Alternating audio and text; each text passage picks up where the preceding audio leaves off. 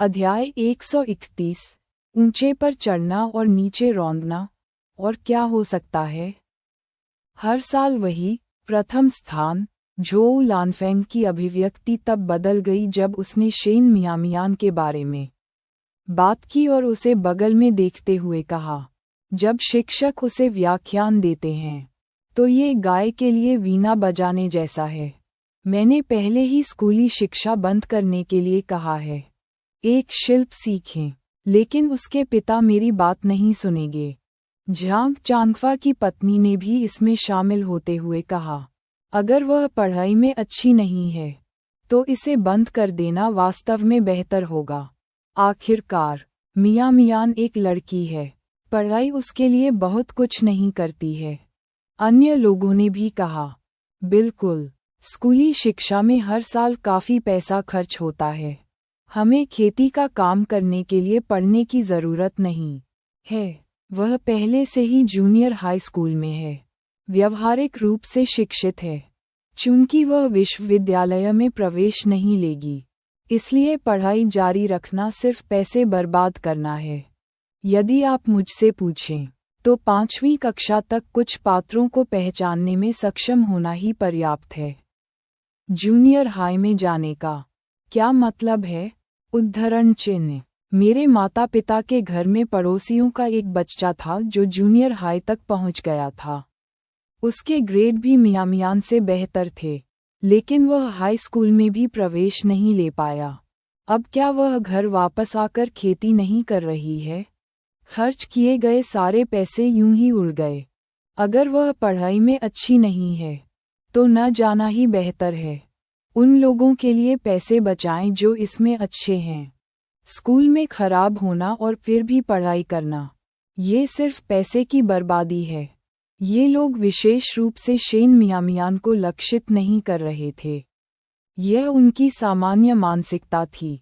उन्होंने सोचा कि बेटी का पालन पोषण करना किसी और के परिवार के लिए दहेज तैयार करना है। इसलिए बेटों वाले परिवार आमतौर पर अपने लड़कों को प्राथमिकता देंगे। अधिकांश लोगों की यही मानसिकता थी। साफ शब्दों में कहें तो ये लैंगिक पूर्वाग्रह था। शेन जियानहुआ की मुस्कान धीरे धीरे फीकी पड़ गई। उसने महसूस किया कि उसकी पत्नी के लिए दूसरों के सामने ये बातें कहना, मियामियान को नीचा दिखाए बिना सीयू की प्रशंसा करना अनुचित था। बच्चे बड़े हो गए थे और उन्हें चेहरे की ज़रूरत थी। दूसरों के सामने उसके बारे में इस तरह बात करना ठीक नहीं था, लेकिन आसपास इतने सारे लोग थे जिनमें ज़्यादातर महिलाएं बातें कर रही थीं। एक पुरुष के रूप में बीच में टोकना उसकी जगह नहीं थी। ये देखकर कि शेन मियामियान ने ज़्यादा प्रतिक्रिया नहीं दी, उसने न सुनने का नाटक किया। चूंकि शेन जियानहुआ ने कुछ नहीं कहा, झोउ लैनफेंग ने अपनी जीभ ढीली कर दी। जियानहुआ ने उसे सहलाया। मैं क्या कर सकता हूँ? फिर पढ़ाई जारी रखें, ज़्यादा से ज़्यादा। अभी आधा साल बाकी है। अगर वह हाई स्कूल में प्रवेश नहीं लेती है तो भी वह आगे नहीं बढ़ पाएगी। हमारे परिवार के पास पैसे से अंक खरीदने का साधन नहीं है। इससे पहले कि कोई और जवाब दे सके, उसने अपनी कमर पकड़ ली। पुरानी बीमारी फिर से भड़क उठी। मेरी पीठ, ओह, बहुत दर्द हो रहा है। सीयू पढ़ाई में व्यस्त है। उसे मेरे लिए यह और वह करना पड़ रहा है। मुझे उसकी पढ़ाई में देरी होने का डर है, लेकिन मैं इसमें मदद नहीं कर सकती। क्या मियामिया आपकी मदद नहीं करती? झांग परिवार की बहू ने लापरवाही से पूछा। अन्य लोगों ने भी यही कहा। क्या मियामियान सीयू से कुछ महीने बड़ी नहीं है? वह नए साल के बाद 16 साल की हो जाएगी। अब वह छोटी नहीं है। उसे आपकी मदद करने में सक्षम होना चाहिए। कपड़े धोना, बर्तन साफ करना। मेरे बच्चे ने 12 साल की उम्र में ये सब करना शुरू कर दिया था। शेन मियामियान चुप रही और इन लोगों ने ऐसा व्यवहार किया जैसे उसका अस्तित्व ही नहीं था। जियानहुआ सिर्फ बच्चों को बिगाड़ता है, झोउ लैनफेंग ने व्यंग्यात्मक ढंग से कहा। उनका कहना है कि इससे बच्चों की पढ़ाई बाधित नहीं होनी चाहिए। तो तुम्हें सीयू की पढ़ाई बाधित होने का डर नहीं है? उद्धरण चिन्ह। बाहरी लोगों की नज़र में हालांकि झोउ सीयू का उपनाम झोउ था, लेकिन जब वह छोटी थी तब से ही उसे शेन परिवार में लाया गया था और शेन मियामियान की तरह ही उसका पालन पोषण किया गया था, जो एक बेटी से अलग नहीं था। आखिरकार वास्तव में दोनों में से कोई भी उनका जैविक बच्चा नहीं था। जो भी पढ़ाई में बेहतर होगा उसे बेहतर इलाज मिलेगा, जिससे उनके बुढ़ापे के लिए सहारा सुनिश्चित होगा। आप इसके बारे में क्या कर सकते हैं? उद्धरण चिन्ह। झोउ लैनफेंग ने जानबूझकर शेन जियानहुआ पर नज़र डाली। सुनो, जब भी इसका उल्लेख बाहर किया जाता है तो कौन नहीं सोचेगा कि झोउ सीयू को थोड़ा और अधिक समर्थन दिया जाना चाहिए। जियानहुआ, मूर्ख मत बनो। सीयू पढ़ाई में अच्छी है, तुम्हें उसे ठीक से पढ़ने देना चाहिए। उसे इन चीज़ों से देरी नहीं हो सकती। ऐसे लोग थे जिन्होंने शेन जियानहुआ को सलाह देना शुरू किया। अध्याय 132, बिल्ली चूहे को पकड़ती है। शेन जियानहुआ अजीब तरह से मुस्कुराया। दोनों बच्चों के साथ वह क्या कह सकता था? जियाओकुई, जो वयस्कों की बातचीत सुन रहा था, ने सहानुभूतिपूर्वक शेन मियामियान का हाथ खींचा। शेन मियामियान बिना एक शब्द कहे उसकी ओर देखकर मुस्कुराया। एक बेटी के रूप में, अगर वह सार्वजनिक रूप से झोउ लैनफेंग से बात करती, भले ही वह सही होती, तो हर कोई केवल उसकी तीखी जीभ की आलोचना करता, कोई भी उसकी प्रशंसा नहीं करता। ये दिखावा करना आसान था कि उसने कुछ भी नहीं सुना था। ये लोग सिर्फ दूसरों को नीचा दिखाने की कोशिश कर रहे थे। जब तक चेहरे लाल न हो जाएं और गर्दन न सूज जाए तब तक बहस करना व्यर्थ था।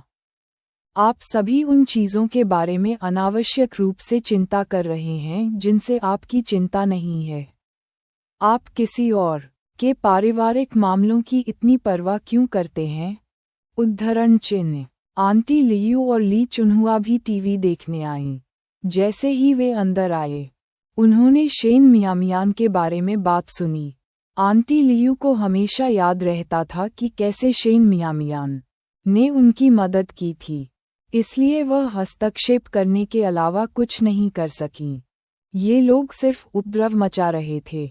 यदि शेन जियानहुआ शेन मियामियान के प्रति अच्छा था तो उनका इससे क्या लेना देना था? झोउ लैनफेंग कभी भी शेन मियामियान के प्रति दयालु नहीं रहा। यदि शेन जियानहुआ भी उसके प्रति निर्दयी था, तो बेचारी लड़की कैसे सामना कर सकती थी? झांग परिवार की बहू को आंटी लियू की बातों से थोड़ी शर्मिंदगी महसूस हुई और अजीब तरह से हंसते हुए कहा, हम सिर्फ बात कर रहे हैं, बस इतना ही, हम यहाँ अजनबी नहीं हैं। एक अंदरूनी सूत्र होने के नाते आपको किसी और के पारिवारिक मामलों में हस्तक्षेप करने का अधिकार नहीं मिलता है। ली चुनहुआ भी मदद नहीं कर सके, लेकिन एक स्टैंड लेते हुए बोले, मुझे लगता है कि मियामियान एक मेहनती लड़की है। क्या वह खेती के व्यस्त मौसम के दौरान खेतों में बहुत काम नहीं करती थी और गर्मियों के दौरान मवेशियों और भेड़ों की देखभाल नहीं करती थी? उद्धरण चिन्ह। घर पर कुछ बर्तन धोना कितना थका देने वाला हो सकता है? आइए इस बात पर भी चर्चा न करें कि झोउ सीयू ने ऐसा किया या नहीं। अगर उसने ऐसा किया भी तो क्या? किस बच्चे ने पहले बर्तन नहीं धोए? उद्धरण चिन्ह उद्धरण चिन्ह। ली चुनहुआ द्वारा बुलाए जाने के बाद कोई नहीं जानता था कि कैसे प्रतिक्रिया दी जाए। आखिरकार ली चुनहुआ ग्राम प्रधान की पत्नी थी और इससे उनका कोई लेना देना नहीं था। उसे नाराज करने की कोई जरूरत नहीं थी। मैंने यह नहीं कहा कि उसने कभी कोई काम नहीं किया, झोउ लानफेंग ने संकोचपूर्वक कहा। मैं सिर्फ उसके खराब ग्रेड पर टिप्पणी कर रहा था। अगर कोई पढ़ाई में अच्छा प्रदर्शन नहीं कर रहा है, तो आपको इसका कारण तलाशना चाहिए। ली चुनहुआ ने शेन मियामियान की ओर देखा। देखो मियाँ मियान कितना समझदार है, तुमसे पलटकर बात नहीं कर रहा। अगर कोई और बच्चा होता तो अब तक बहुत बड़ा विवाद हो गया होता। तब तक किसी ने वास्तव में ध्यान नहीं दिया था, वह चैटिंग में बहुत व्यस्त थी। अब जब ली चुनहुआ ने इस ओर इशारा किया था तो उन्होंने इसके बारे में सोचा और महसूस किया कि वह सही थी। पढ़ाई में कमजोर होने का मतलब है कि वह होशियार नहीं है, झोउ लैनफेंग ने खर्राटे के साथ जवाब दिया। झोउ सियू को देखो, उसे और मियाँ मियान को एक ही शिक्षक ने पढ़ाया था और सियू को सुधार पुरस्कार मिला था। एक सुधार पुरस्कार शीर्ष 3 में होने के समान नहीं है। एक बच्चे की आवाज़ वयस्कों की तेज आवाज़ के बीच उभरी। शेन मियाँ मियान ने आश्चर्यचकित होकर जियाओकुई की ओर देखा। उसे उम्मीद नहीं थी कि शांत जियाओकुई उसके लिए बोलेगी। झोउ सियू ने भी जियाओकुई को घूरकर देखा। इसका उससे क्या लेना देना था? जिज्ञासा ने बिल्ली को मार डाला। झोउ लैनफेंग ने भी जियाओकुई को जमकर घूरा। चलो टीवी देखते हैं। सब लोग बस टीवी देखते हैं। अब इस बारे में बात करने की कोई ज़रूरत नहीं है। माहौल खराब होता देख मेज़बान के रूप में झांग परिवार की बहू ने तुरंत मामले को सुलझाने की कोशिश की। अपना मूड खराब होने के कारण झोउ लैनफेंग ने छोटी छोटी बातों में अपनी रुचि खो दी। अगर बिजली का बिल नहीं भरा होता तो वह टीवी भी नहीं देखना चाहती। धन्यवाद, शेन मियाँ मियान ने जियाओकुई के कान में फुसफुसाया, जो केवल उन्हें सुनाई दे रहा था। आप मुझे किस लिए धन्यवाद दे रहे हैं? जियाओकुई, जो अभी अभी झोउ लैनफेंग की नज़र से घबराई थी, जब उसने शेन मियाँ मियान के शब्द सुने तो वह अजीब तरह से मुस्कुराई। आपने हमारे परिवार की मदद की और हमने अभी तक आपको धन्यवाद भी नहीं दिया है। तुम्हारी माँ ने मेरी बहन को सूरजमुखी के बीज दिए। हालांकि झोउ सियू द्वारा उन्हें ले जाने के बाद से उसे कुछ भी खाने को नहीं मिला, लेकिन आंटी लियू की दयालुता की सराहना की गई। जियाओकुई ने अपना सिर हिलाया। मियाँ मियाँ, अगर तुम्हारे पास समय है तो खेलने के लिए मेरे घर आओ। अब चूंकि सर्दी है, मेरे पास घर पर करने के लिए बहुत कुछ नहीं है। अध्याय 133 अनुस्मारक। ठीक है, शेन मियाँ मियान ने सिर हिलाया। शेन जियानहुआ की स्थिति पर नज़र डालते हुए ठीक समय पर ली चुनहुआ को शेन जियानहुआ को कुछ फुसफुसाते हुए देखा। जियानहुआ, लैनफेंग की तरह भ्रमित मत हो। मियाँ मियान अपनी पढ़ाई में अच्छा करती है या नहीं, वह आपकी बेटी है। सियू एक अच्छी छात्रा हो सकती है, लेकिन उसका उपनाम झोउ है। भले ही वह भविष्य में आपके लिए संतान बनने को तैयार हो, क्या उसके पति का परिवार इसे स्वीकार करेगा? उसे एक तरफ अपने पिता की देखभाल करनी होगी और दूसरी तरफ आपकी। कोई कैसे दोनों का प्रबंधन कर सकता है?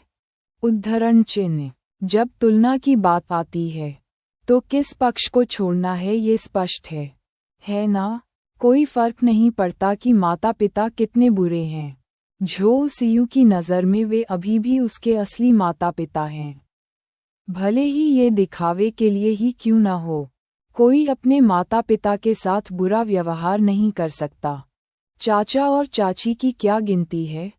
उद्धरण चिन्ह उद्धरण चिन्ह। जो विचार झोउ लैनफेंग ने उनमें डाले थे, वे सभी ली चुनहुआ द्वारा नष्ट कर दिए गए, जिससे शेन जियानहुआ को अपना चेहरा बचाने के लिए संघर्ष करना पड़ा। उनके गाल शर्म से लाल हो गए। सिस्टर ली, मैं समझ गया कि आप क्या कह रही हैं। मैं दोनों बच्चों से समान रूप से प्यार करता हूँ। जहाँ तक स्कूल की बात है, हमारे पास वास्तव में कोई अन्य विकल्प नहीं था। अगर मियाँ मियान के पास वास्तव में क्षमता होती तो मैं उसे स्कूल भेजने के लिए तैयार हो जाता, उन्होंने कहा। उनके साथ समान व्यवहार करना सही नहीं है। ली चुनहुआ को लगा कि शेन जियानहुआ जिद्दी था। उसने बहुत कुछ कहा, लेकिन वह समझ नहीं पाया। उद्धरण चिन्ह उद्धरण चिन्ह। शेन जियानहुआ ने वास्तव में ली चुनहुआ की बात को नहीं समझा। उसने अपना मुंह खोलते हुए पूछा, सिस्टर ली, इससे आपका क्या मतलब है? उद्धरण चिन्ह। सीयू के माता पिता उससे प्यार करते हैं। उसकी चाची उससे प्यार करती है। आप उससे प्यार करते हैं। और उसके भाई बहन उससे प्यार करते हैं। सोचो मियामियान से कौन प्यार करता है? उद्धरण चिन्ह। चाहे वह जैविक रूप से संबंधित हो या नहीं, जब से आप उसे घर लाए हैं, आपको उससे ऐसे प्यार करना चाहिए जैसे वह आपकी अपनी हो। मियामियान को सीयू के साथ सब कुछ क्यों साझा करना चाहिए? अगर झोउ सीयू नहीं होती, भले ही शेन मियामियान एक अच्छा छात्र नहीं होता, तो शेन जियानहुआ उसे स्कूल जाने से नहीं रोकता, है ना?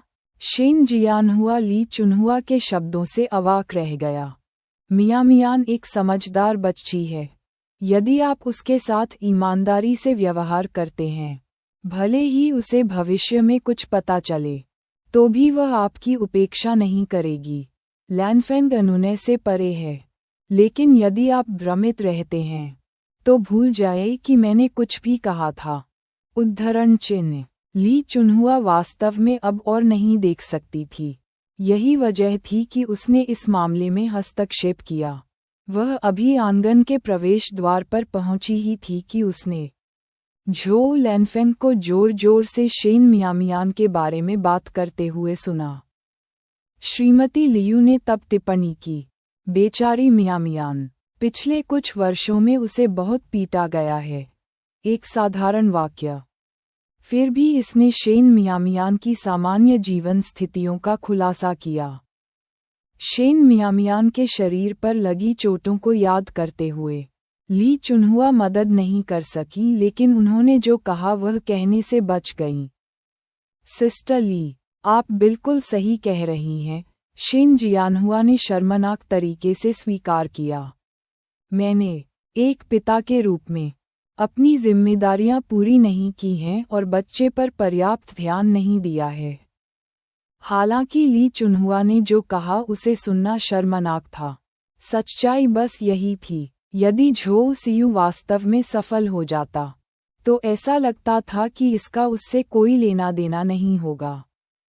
लेकिन जैसे जैसे वह बड़ी हुई, उसने झोउ सीयू को अपनी बेटी की तरह माना। वह उसकी देखभाल न करने का साहस नहीं कर सका।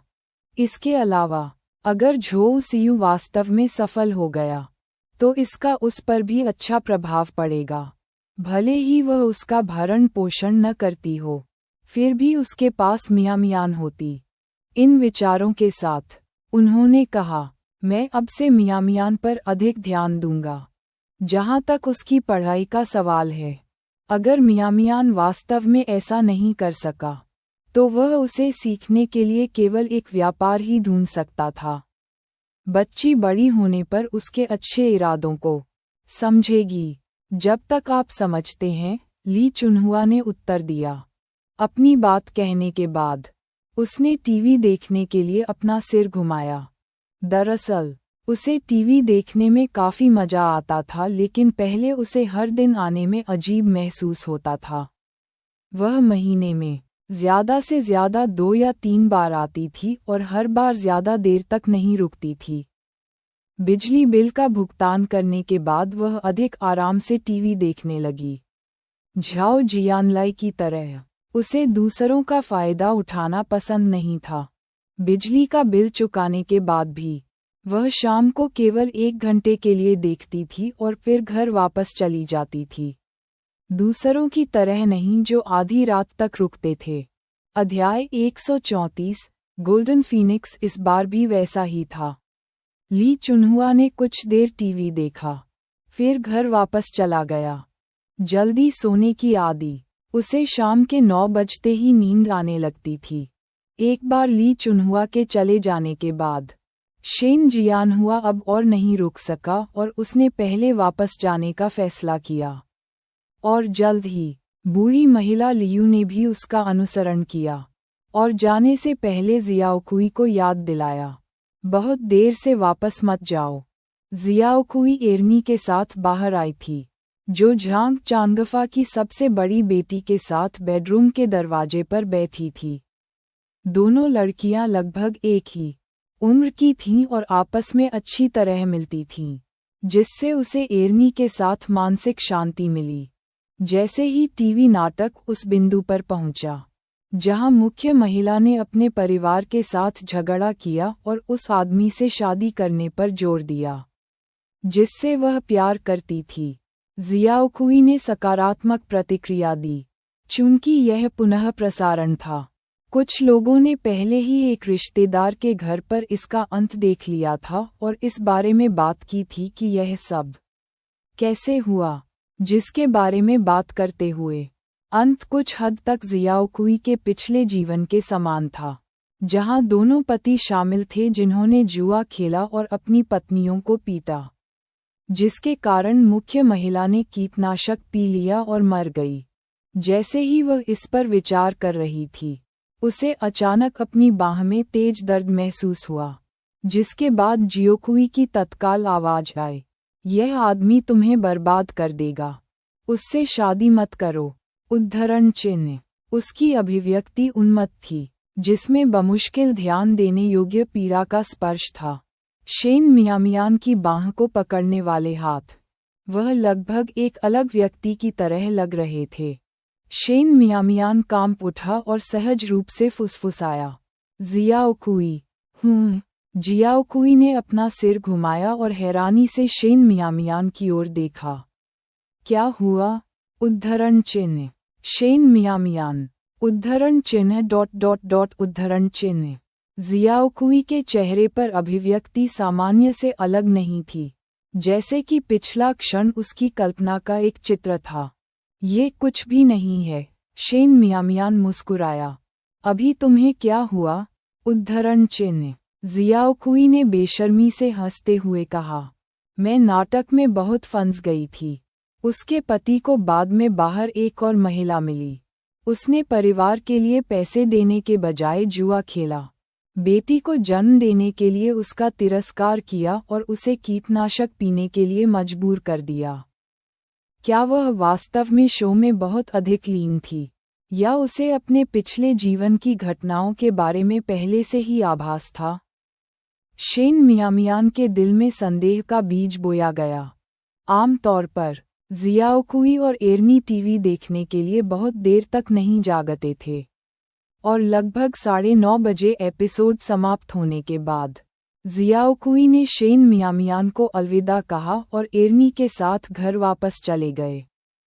शेन मियामियान का इरादा उनके पीछे पीछे घर तक जाने का था, लेकिन किसी ने व्यावसायिक ब्रेक के दौरान उस पल का फायदा उठाते हुए बातचीत शुरू कर दी। सीयू स्मार्ट और सुंदर दोनों है। हमारे छोटे से गांव में ऐसी सुनहरी फीनिक्स शायद ही हो। वह शहर में शादी करने और विलासिता का जीवन जीने के लिए बाध्य है। यह निश्चित है, झो लैनफेंग ने बिना किसी शर्म के प्रशंसा करते हुए कहा। यहाँ के ये देहाती लड़के मेरी सीयू की बराबरी नहीं कर सकते। वह निश्चित रूप से शहर में आएगी। उद्धरण चिन्ह उद्धरण चिन्ह। जबकि इरादा झो सीयू की प्रशंसा करना और शेन परिवार के साथ एहसान करना था। झो लैनफेंग को इतनी बेशर्मी से बोलते हुए सुनकर कई लोगों को नाराजगी हुई। देहाती बेवकूफ, देशी बम्पकिंस का क्या दोष? क्या यहाँ बैठा हर कोई देहाती बेवकूफ नहीं था? वह स्वयं भी उनमें से एक थी और फिर भी उन्हें यह दृष्टि से देखती थी। झो लैनफेंग अपने द्वारा किए गए अपराध से बेखबर, शेखी बघारती रही। यदि आप विश्वविद्यालय से स्नातक हैं, तो शहर में नौकरियां सौंपी जाएंगी। यह एक सुरक्षित नौकरी है। यहाँ हमारे कड़ी मेहनत वाले काम के विपरीत, मिट्टी की ओर मुंह करके और आसमान की ओर पीठ करके मेहनत करना। बाकियों ने चुपचाप मुंह बना लिया। यदि यह आशा नहीं होती कि झो सीयू सफल होगा और अपमान नहीं करना चाहता, तो उन्होंने अब तक जवाब दे दिया होता। किसी ने जवाब नहीं दिया, जिससे माहौल थोड़ा अजीब हो गया। झांग परिवार की बहू ने अजीब ढंग से कहा, यह सही है। सीयू चतुर है। आपको उसकी शिक्षा का अच्छी तरह से समर्थन करना होगा। क्या मुझे ये कहने की ज़रूरत भी है? अगर सीयू का समर्थन नहीं करती तो क्या उसे उस नाजायज़ बच्चे का समर्थन करना चाहिए? अध्याय 135। अच्छा अभिनय करना। शिन जियानहुआ यहाँ नहीं था, और हस्तक्षेप करने वाले लियू डा नियांग और ली चुनहुआ के भी चले जाने के बाद झोउ लैनफेंग ने बिना किसी आपत्ति के शेन मियामियान पर कदम रखा। झांग मीजी, स्वयं निर्णय करें, उसने कहा। सीयू निश्चित रूप से मेरी भतीजी है, लेकिन मैंने उसे अपनी बेटी की तरह पाला है। हमारा परिवार 2 बच्चों को पढ़ाने का खर्च वहन नहीं कर सकता। वह एक अच्छी छात्रा है, इसलिए निश्चित रूप से परिवार उसका समर्थन करने को तैयार है ना? उद्धरण चिन्ह। उसने शेन मियामियान की ओर घूर कर देखा। ये गुस्सा सिर्फ हिसाब बराबर करने के लिए है। गांव के मुखिया के घर जाकर शिकायत करने की तो बात ही छोड़िए। मुखिया का कहना है कि हम भी उसका समर्थन करते हैं, भले ही वह स्पष्ट रूप से पढ़ाई के लिए तैयार नहीं है। फिर भी वह सीयू के साथ प्रतिस्पर्धा करने पर जोर देती है। इन शब्दों पर हर कोई मदद नहीं कर सका, लेकिन महसूस किया कि शेन मियामियान अनुचित था। झोउ सीयू के साथ प्रतिस्पर्धा क्यों करें जब उसका अपना शैक्षणिक प्रदर्शन औसत दर्जे का था? अगर वह लड़का होती तो बात अलग होती, लेकिन दुर्भाग्य से वह एक लड़की थी। कोई जो अपनी जुबान पर काबू नहीं रख सका। उसने कहा, मिया, अब तुम जवान नहीं हो। तुम्हें ये समझने की ज़रूरत है कि चीज़ें कैसे काम करती हैं। सीयू एक अच्छी छात्रा है, उसके साथ प्रतिस्पर्धा मत करो। एक बार सीयू का जीवन बेहतर हो जाएगा तो वह तुम्हें, उसकी बहन को नहीं भूलेगी। अगर मैं भविष्य में अच्छा प्रदर्शन करता हूँ तो मैं अपनी बहन और अपनी चाची और चाचा को शहर में रहने के लिए लाऊंगा, झोउ सीयू ने तुरंत कहा। जो हालांकि एक आकस्मिक टिप्पणी थी, लेकिन सभी को खुशी हुई। लोगों ने तुरंत समझदार होने के लिए झोउ सीयू की प्रशंसा की, और उन्होंने शेन मियामियान से और भी अधिक आग्रह किया। ये उन लोगों के शब्द थे जो दर्द को नहीं समझते थे। क्या उन्होंने जो कुछ सहा था, क्या वे अब भी ऐसी बातें कह सकते हैं? शेन मियामियान को अपने दिल में ठंडक महसूस हुई, लेकिन उसने इसे अपने चेहरे पर नहीं दिखाया। ये भावनात्मक विस्फोट का समय नहीं था। मैं जानता हूँ कि मेरे पिता के लिए अकेले पैसा कमाना और परिवार का भरण पोषण करना कठिन है। पहले मुझे काम करना पड़ता था और पढ़ने के लिए ज़्यादा समय नहीं मिलता था, इसलिए मेरे ग्रेड बहुत अच्छे नहीं थे। लेकिन मैं अब से कड़ी मेहनत करूँगा। मेरे पिता और मैं इस बात पर सहमत हुए हैं कि अगर मैं इस बार परीक्षा में उत्तीर्ण नहीं हुआ तो मैं अगले साल स्कूल नहीं जाऊंगा। उसकी आवाज़ धीमी थी और वह बहुत आज्ञाकारी लग रही थी। झोउ लैनफेंग ने जैसा चित्रित किया था वैसा बिल्कुल नहीं। झोउ सीयू की आंखें अचानक चमक उठीं।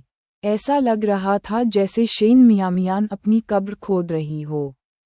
इतने सारे लोगों के सामने ऐसा बयान देने से अगले साल स्कूल जारी रखने के लिए उसके पास कोई चेहरा नहीं होगा। उस समय झोउ सीयू ने यह नहीं सोचा कि अगर वह प्रगति पुरस्कार जीतने में विफल रही और इन लोगों का सामना करना पड़ा तो वह क्या करेगी। शेन मियामियान का भाषण शालीन था, और जो लोग पहले कहते थे कि वह विचारहीन थी, वे अब थोड़ा शर्मिंदा महसूस कर रहे थे। इसके बजाय वे झोउ लैनफेंग की ओर मुड़े। क्या आपकी बेटी काफ़ी समझदार नहीं है? मुझे लगता है कि मियामियान भी एक अच्छी बच्ची है। झोउ लैनफेंग आने वाले अच्छे दिनों के बारे में कल्पना कर रहा था और गर्व महसूस कर रहा था। वह आलोचना सुनने के लिए तैयार नहीं थी, और उसकी अभिव्यक्ति गहरी हो गई। क्या मैं नहीं जानती कि जिस कुत्ते को मैंने पाला है वह काटेगा या नहीं?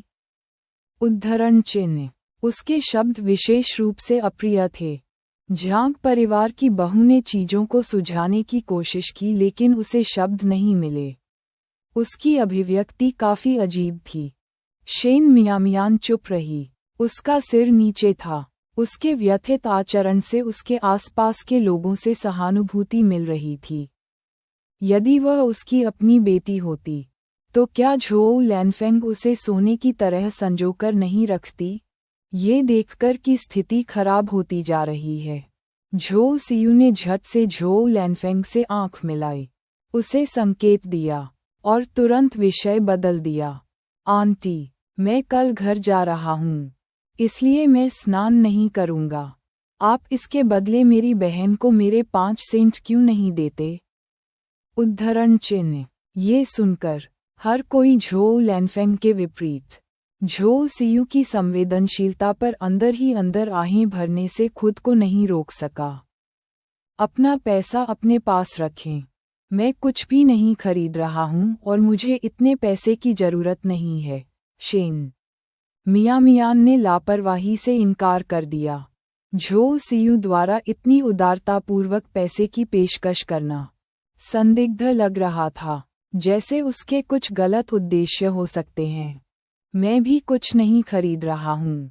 इसे ले लो ताकि अगर तुम्हें भूख लगे तो तुम सड़क पर खाने के लिए कुछ बंस खरीद सको। झोउ सियू ने चिंता से भरे चेहरे के साथ कहा।